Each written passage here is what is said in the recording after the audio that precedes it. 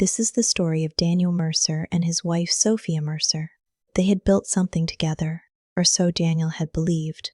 Not a business, not a legacy, but the quiet architecture of a shared life. The kind that accumulates in coffee mugs left on the right side of the sink and side of the bed preferences, and the specific way two people learn to move around each other in a kitchen. But somewhere in the years between their courthouse wedding and the Tuesday evening when Sophia handed him a +1 invitation to her company's annual party, with the careful neutrality of someone extending a courtesy rather than an invitation, the architecture had shifted. Not collapsed, shifted. The walls were still standing. The light still worked. But Daniel had begun to notice, in the way that only people who have loved quietly and paid attention quietly ever notice, that Sophia had stopped looking at him the way she looked at things she wanted. He had his own reasons for staying silent about what he knew, what he owned, what he had built in parallel to her ambitions. This is a story about the particular violence of being seen too late, and the particular sorrow of choosing, even then, not to wound back. The kitchen in their house on Aldermere Street was the kind of kitchen that real estate listings would describe as open concept, which meant that Daniel could stand at the stove making eggs on a Sunday morning and see Sophia at the dining table without either of them having to acknowledge they were in the same room. They had learned, over 11 years, to make use of that distance. It wasn't hostile. It was the distance of two people who had settled into their separate orbits and called it companionship. Daniel was 43. He had the kind of face that people forgot in crowds. Not unattractive, just undemanding. He had brown hair that was going gray at the temples in a way that Sophia had once called distinguished, and had stopped commenting on years ago. He wore glasses he didn't strictly need anymore because he'd had them so long they felt like part of his face. He worked officially in what he described to acquaintances as private equity consulting, which was accurate. The way that describing the ocean as a large body of water was accurate. The specifics he kept to himself. He had kept them to himself for so long that silence around the subject had become its own kind of habit, indistinguishable from the other silences in their marriage. Sophia was 39 and relentlessly capable in the way that some women become when they discover, in their early 30s, that the world responds to competence the way it once responded to beauty, with deference, with a particular kind of admiration that feeds something deep and specific. She had risen through the marketing division of Callaway and Strand, a mid-sized communications firm with the focused efficiency of someone who had decided, somewhere along the way, that her professional life would be the one arena where she would not be overlooked. She was director of brand strategy now. She talked about it the way other people talked about their children, with a proprietary pride, a slight inflation of the achievements, a tendency to make other people's accomplishments in the same field sound subtly amateur. Daniel was proud of her. He had always been proud of her. That was the complicated part. On the morning she slid the invitation across the breakfast table. Callaway and Strand annual partners and staff reception. Friday the 14th, the Fenwick Hotel, 7 p.m., dress, smart casual. She did it the way she did most things that involved him lately, which was efficiently and without looking up from her phone. "You don't have to come," she said. "I know you find these things boring. I don't find them boring. You stood by the shrimp cocktail for 40 minutes at Marcus's retirement dinner. The shrimp was good." She looked up then, and there was something in her expression that he couldn't quite name. Not cruelty, not contempt, something more like the fond impatience you might feel for a person who keeps mispronouncing a word. "It starts at 7. Parking is validated." He turned the invitation over in his hands. The Fenwick. He knew the Fenwick. He had been in the Fenwick's private dining room on the 4th floor 4 times in the past 2 years, sitting across from Callaway and Strand's founding partners and their legal representation, discussing the quiet, unremarkable administrative details of owning, through a series of holding entities, 63% of the company's outstanding shares. He had a key card for the executive elevator. "I'll come," he said. Sophia made a small sound that wasn't quite agreement, and went back to her phone. He finished the eggs. She didn't touch hers. She'd been intermittent fasting, a fact she'd mentioned once, and that he'd filed away in the part of his mind where he kept things she told him that she didn't expect him to retain. He covered her plate and put it in the refrigerator. She was already in the hallway, pulling on her coat. "I might be late tonight," she said. "Don't wait up." "I know," he said to the empty kitchen. The door clicked shut with the soft finality of a sentence that ends without a period. Not finished, exactly, just stopped. He had started noticing the name Marcus Hale approximately 7 months ago. Not in any dramatic way. There was no discovered message, no lipstick on a collar. None of the cinematic evidence that people imagined when they imagined finding out. It was subtler than that. It was the way Sophia began holding her phone face down on the table when she used to leave it face up. It was the way she had started going to the gym 3 evenings a week, which was new, and coming home with her hair still slightly damp from a shower she'd taken there, which was also new. It was the particular animation in her face when she talked about work, not the competent, directed energy she'd always had, but something younger, something that reached. Something that reminded him uncomfortably of the way she used to look when she talked about anything at all. Marcus Hale was Senior Vice President of Client Partnerships at Callaway & Strand. Daniel knew this not because Sophia had told him, but because Daniel received monthly management reports. He had seen Hale's headshot in a deck, mid-40s, broad-shouldered, the kind of man who would look comfortable in a sailboat photograph. Daniel had no particular opinion of him professionally. Personally, he had no standing to have an opinion at all. That was the thing he had turned over more times than he could count in the months since he'd begun to understand what was happening. What standing did he have? He and Sophia had not been intimate in. He did not let himself count exactly. He knew that the distance between them had grown not from a single argument or betrayal, but from the long compound accumulation of smaller withdrawals, each one so minor as to be deniable. Until you looked up one day and realized the shore was very far away. He was not without fault. He knew that. He had been absent in ways that didn't look like absence. He had been there, physically present, functionally engaged, remembering birthdays and handling the insurance renewals and being available in all the logistical ways that marriage requires, while being genuinely, privately, somewhere else. In the long thinking he did about the holding companies and the quarterly filings and the patient, unglamorous work of building financial structures that most people would never understand and that he discussed with no one, including his wife. He had made himself opaque in the name of protecting something he couldn't fully articulate, and opacity, he was beginning to understand, could look a great deal like indifference from the outside. He thought about this on Wednesday evening, 2 days before the party, sitting in the reading chair in the second bedroom. They called it the study, as people called spare rooms, things that dignified their function, with a folder of documents in his lap and Sophia's voice coming through the wall, animated and low, a register she used for conversations she found genuinely engaging. He did not press his ear to the wall. He did not need to. He sat with the folder and listened to the shape of her voice and thought about the way some things end. Not with a rupture, but with a kind of quiet settling, like a building that has been subsiding for years, finally finding its new level in the ground. He thought, I should say something. I should have said something months ago. He thought, what would I even say? He had tried, once, in September. They had been sitting in the car outside a restaurant, waiting for the rain to lighten, and he had said, with the careful vagueness he'd learned to use for things that mattered, I feel like we've been far away from each other for a while. And Sophia had looked at him with an expression he still couldn't fully parse. Something between guilt and relief and a strange, exhausted tenderness, and said, I know, I don't know what to do about it, which was more honesty than he'd expected and somehow worse for it. He looked at the folder in his lap. Callaway & Strand, Q3, Supplementary Review. Sophia's division had performed 12% above target. He had read her name in the section on brand equity development and felt something he had no clean word for, pride that had nowhere to land. He closed the folder. I don't know, he said quietly, to no one, to the room, to whoever might be watching.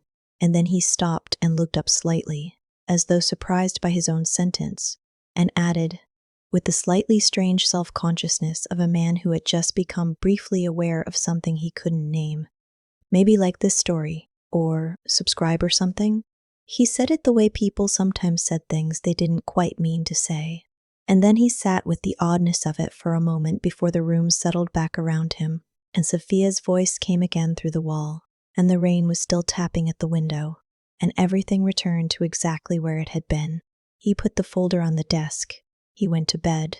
She came to bed 2 hours later and lay beside him in the dark without touching him, and he lay very still and listened to her breathing slow and thought about how long two people could lie beside each other and inhabit completely separate silences. A long time, it turned out. A very long time. The Fenwick Hotel was the kind of place that had learned to wear its elegance quietly. No chandeliers in the lobby. No gold fixtures. Just good wood and good light. And the specific, expensive smell of real flowers instead of synthetic fragrance. Daniel arrived at 7:15 in a gray suit he'd had for several years and a tie Sophia had given him for their 8th anniversary, that he wore because he liked it and not for any strategic reason, though he recognized, arriving, that some gestures become strategic whether you intend them to or not. Sophia was already there. He saw her before she saw him. She was standing with a group near the bar. 3 men, 1 woman, all in the expensive casual register that senior employees affect at company parties to signal they are relaxed without being unprofessional. She was laughing at something one of the men had said, her head tilted at the angle she tilted it when she wanted someone to know they had her full attention. She was wearing a dress he hadn't seen before. Deep green. She looked, and he registered this with the clean, unguarded honesty he allowed himself only in unobserved moments. Genuinely luminous.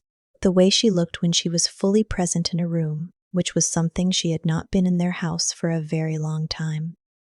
He recognized Marcus Hale from the headshot. Taller in person, he was standing close to Sophia without touching her, the specific proximity of people who have established, between themselves, a permission for closeness. Daniel got a drink from the bar, sparkling water. He wasn't in the mood for anything else, and drifted to the edge of the room.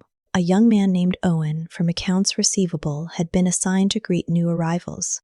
He appeared at Daniel's elbow with the slightly harassed cheerfulness of someone fulfilling an obligation. "Welcome, sir. Are you with one of the client firms?"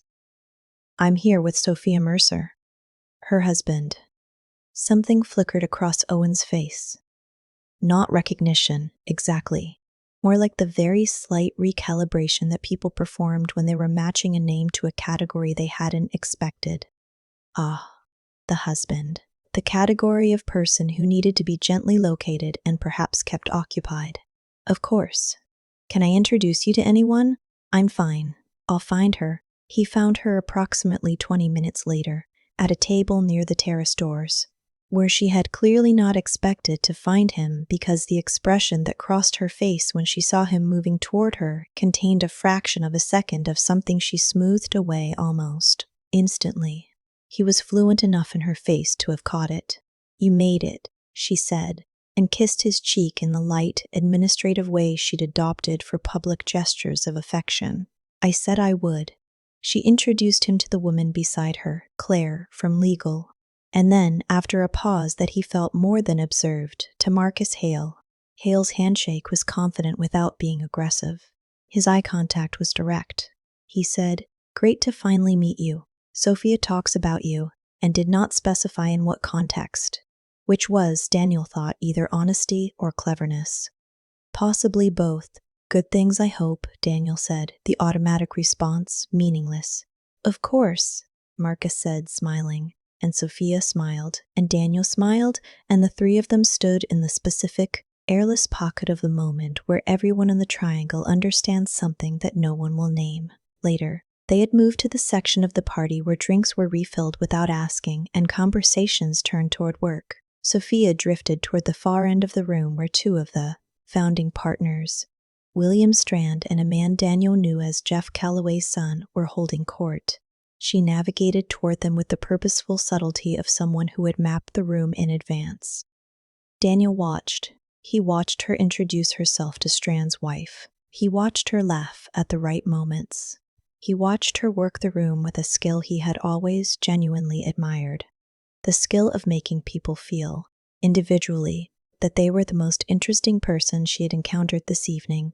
And then the conversation turned, as conversations at these events eventually turned, and someone in the cluster Daniel had drifted near. A man from operations he didn't recognize said something about the Q4 restructure, the proposed layoffs. There had been, apparently, a memo. The creative division, the mid-level marketing staff, possibly some of the support roles in Daniel's department, which was how someone had described the small consulting team that appeared on Callaway and Strand's organizational chart as a contracted advisory unit, a department that existed in a sense only because Daniel had structured it that way, because it was useful to have an officially sanctioned reason to appear in the building twice a year. His department might be cut. The man from operations had said it casually, as one says things about people who are not present and who do not matter. Sophia had drifted close enough to catch the tail end of this. She glanced at Daniel with an expression he recognized as the one she used when a conversation might become embarrassing. A preemptive, almost apologetic look. The one that said, "I'm sorry for whatever this person is about to say. And also, please don't make us awkward." He thought of September, the car, the rain. "I know. I don't know what to do about it." He thought of the keycard in his jacket pocket, the one that accessed the 4th floor. He thought of the quarterly reports with her name in them, the ones he'd read alone in the study while her voice came through the wall. He set down his sparkling water. He said quietly to the man from operations, "I might be able to weigh in on that."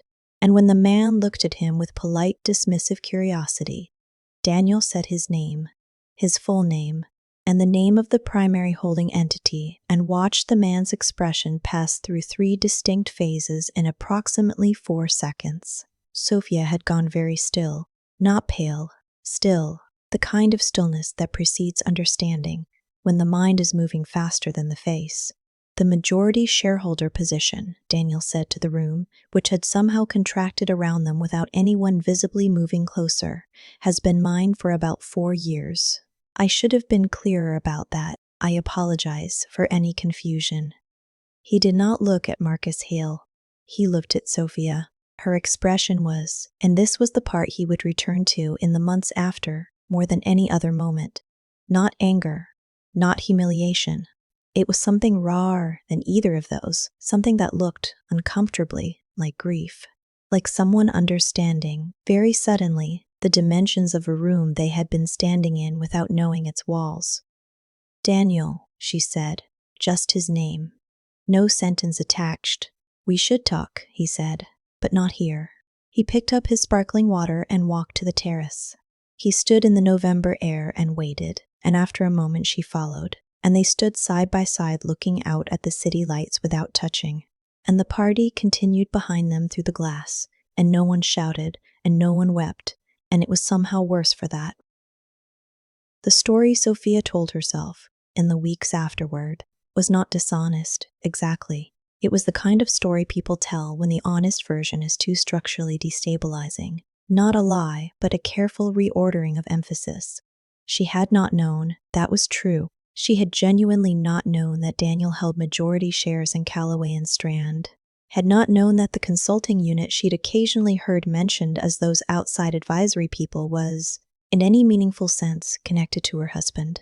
She told herself that his concealment was itself a kind of deception. And wasn't it? Wasn't there something controlling, something quietly manipulative, in a man who built a financial architecture around his wife's career and told her nothing? She could construct that argument convincingly. She had constructed it to her friend Diane over 2 glasses of wine in Diane's kitchen, and Diane had nodded in the particular way that good friends nod when they are being supportive and privately uncertain.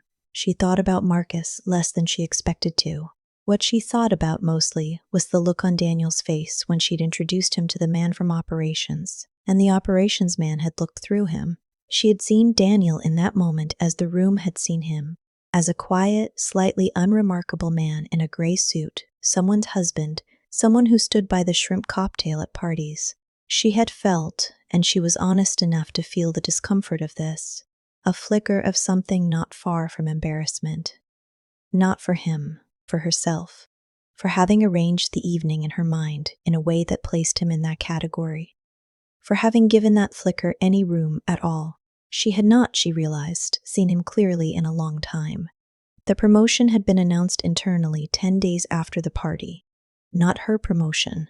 Callaway and Strand's new director of integrated strategy was Rebecca Ossie, who had been heading a competing team and who was, by any objective measure, excellent at her job. Sophia had never particularly liked Rebecca, not for any concrete reason, but in the imprecise, half-formed way that people sometimes don't like colleagues who reflect back at them qualities they would prefer not to see directly.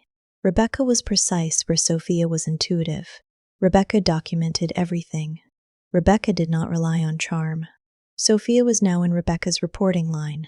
She was professional about it. She told herself, fine about it. She had a meeting with Rebecca on the second Tuesday of the new arrangement, and they discussed Q1 planning with the efficient cordiality of two people who intended to work well together and intended not to say so explicitly.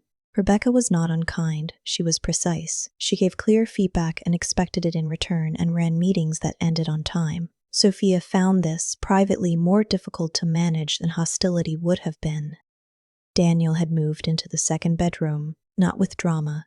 He had moved his reading chair back to the corner where it used to be, and his books, and the lamp he preferred, and they had not discussed it with enough directness to constitute a conversation. It was more like the natural migration of objects toward the gravity of their actual use. She made him coffee in the mornings still. He thanked her.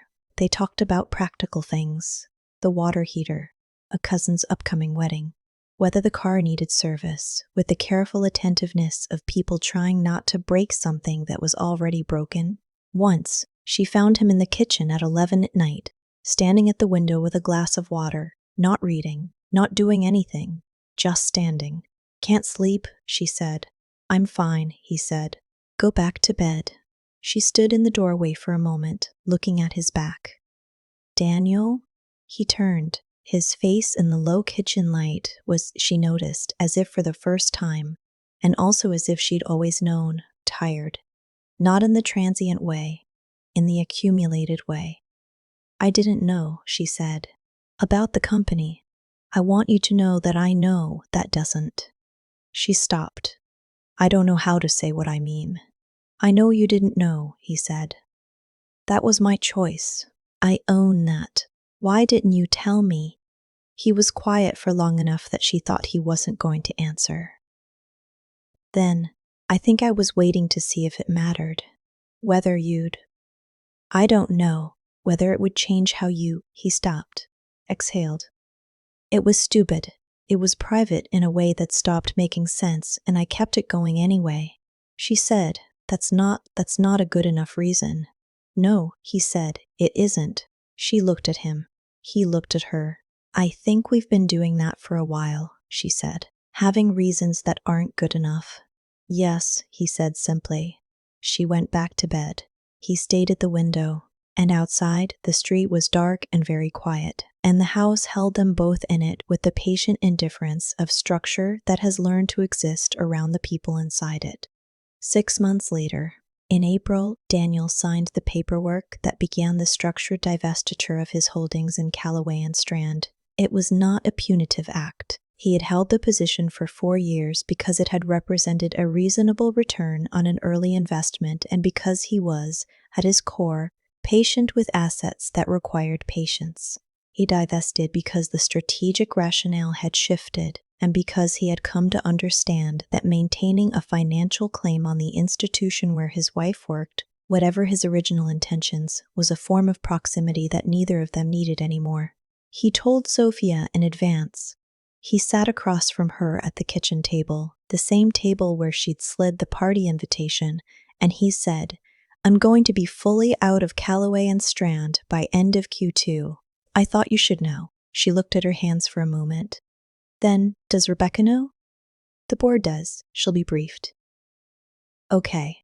A pause. Are you doing this because of... I'm doing it because it's the right time, he said. That's all. She nodded. She looked like she might say something else, and then didn't. They were separated by then, formally, quietly. Sophia had moved to an apartment 15 minutes away, a clean, bright place that she was slowly making her own. They had divided the things in the house without argument, not because there was nothing to argue about, but because they had both, separately, concluded that the argument would cost more than anything they stood to gain from it. He had kept the reading chair and the lamp. She had kept the kitchen table. On the last day of April, they met at the lawyer's office to sign documents. It was a Tuesday, mid-morning, the kind of day that doesn't announce itself. Gray sky, moderate temperature, unremarkable. They sat on the same side of a long table, which was the lawyer's configuration and not theirs, and signed where indicated and initialed where indicated, and when it was done, they gathered their copies and walked out to the building's lobby together and stood near the revolving door. "Are you part in the structure?" she said. "Street. You. Structure." A pause. "I should?" "Yeah." She turned the envelope in her hands, the copies, the new, legal terms of their separateness. She looked at him, and for a moment the look was the undefended kind, the kind that happens sometimes when people forgot to maintain the version of themselves they've been presenting. "I think I spent a long time," she said, "looking for something to be excited about, without thinking about." She stopped. "I'm not saying this too. I know," he said. "Do you?" "I think I spent a long time," he said, "being somewhere else, technically present and actually elsewhere. I don't think that's a small thing." She looked at him for a moment longer. Then she said, "We weren't bad people." "No," he said, "we weren't. We just drifted," he said, and waited too long to say it. The lobby doors opened and a group of people came through, talking, not paying attention to the two of them standing there by the revolving door holding their envelopes of documentation. The city moved around them with complete indifference, as cities do, as the world does to private grief. Sophia said, "Take care of yourself, Daniel." He said, "You too." She went through the door toward the parking structure. He stood for a moment, watching the space where she'd been, the revolving door still turning slightly on its axis, completing its rotation without her. He walked to his car. He sat in it for a few minutes without starting it, watching the street. A woman walked a dog. A delivery truck idled at the corner. The gray sky held. He thought about the party at the Fenwick. He thought about the key card he'd since returned, the morning he'd sent a brief, courteous note to the board about the ongoing strategic review. He thought about Sophia in the green dress, tilting her head to give someone her full attention, looking genuinely luminous in a room she'd mapped and navigated and worked with a skill he had watched with unannounced pride for 11 years. He thought, "I should have told her I was proud of her, not the company. Her." He started the car. The drive home was unremarkable, and the house was quiet, and the reading chair was where he'd left it, and the lamp cast the same light it had always cast. And outside the window the street was just a street, familiar, continuing, asking nothing of him. And he sat in the chair for a long time without reading, in the way that people sometimes sit when they are not looking for distraction but have simply arrived, at last, at the true size of something. It was not a comfortable size, but it was accurate, and accuracy, he had come to understand, was the thing you owed yourself when everything else had been spent. Not resolution, not redemption, just the quiet, unglamorous work of seeing clearly. Finally, in a room that no longer held anything you could blame the darkness on, he reached over and turned on the lamp. The light fell where it always fell, and outside the street went on.